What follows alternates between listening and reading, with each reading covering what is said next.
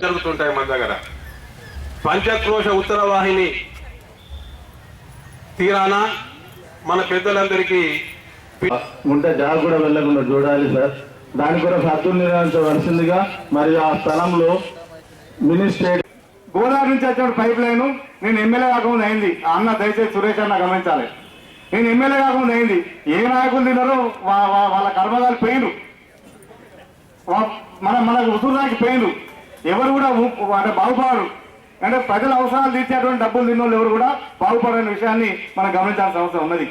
రేపు పొద్దున నేను ఇలా గర్వంగా చెప్పుకుంటున్నా, 3 సార్లు ఎమ్మెల్యే అయినా ఒక గుంటెడు జాగా కూడా ఇదివరకు కొనుక్కోలేదు.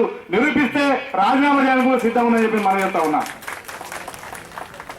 నేను ఒక పేద కార్మికుడికి బిడ్డగా పుట్టిన. ఇలా పేద వాళ్ళ బాధలు తెలుసు, అందరి విషయాలు తెలుసు. ఒక విద్యావేత్తగా పరిస్థితులు తెలుసు.